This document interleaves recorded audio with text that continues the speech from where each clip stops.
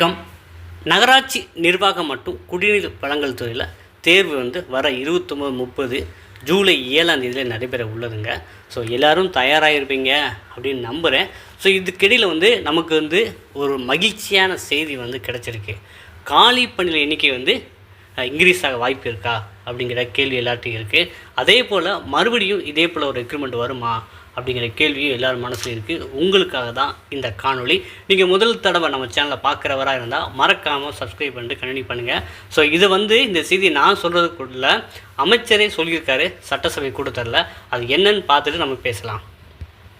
உங்களுக்கு தெரியும், எல்லா இடங்களிலும் தலைவர்கள் வந்தபோதும் சரி, எம்எல்ஏக்கள் வந்தபோதும் சரி, அமைச்சர்கள் வந்தபோதும் சரி, எங்களுடைய பேரூராட்சிகள் ஆட்கள் இல்லை, இன்ஜினியர்கள் இல்லை, பணி செய்வதற்கு டிராப்ஸ்மேன் இல்லை என்றெல்லாம் சொன்னார்கள்.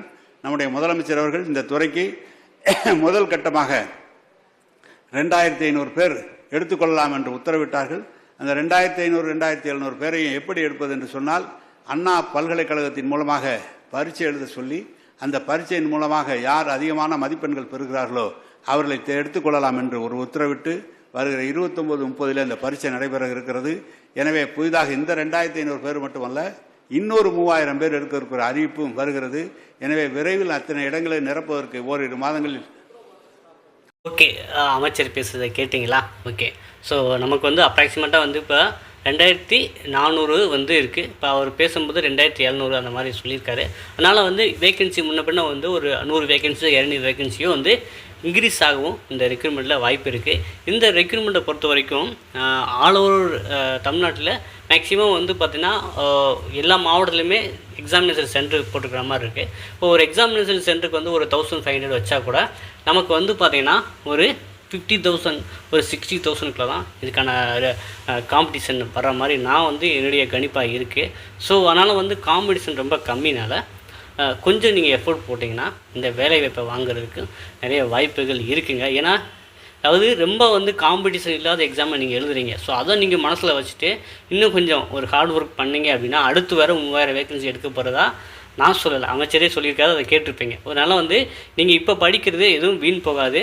அதனால் கொஞ்சம் டெடிக்கேட்டடாக ஒரு 5 days இருக்குது. அதனால டெடிக்கேட்டடாக நீங்கள் எக்ஸாம் எழுதுங்க. யாரும் எக்ஸாமு போகாமல் இருந்துடாதீங்க. ஜஸ்ட்டு ஒரு எக்ஸ்பீரியன்ஸ்க்காகனாச்சும் எக்ஸாம் அட்டன் பண்ணுங்கள்.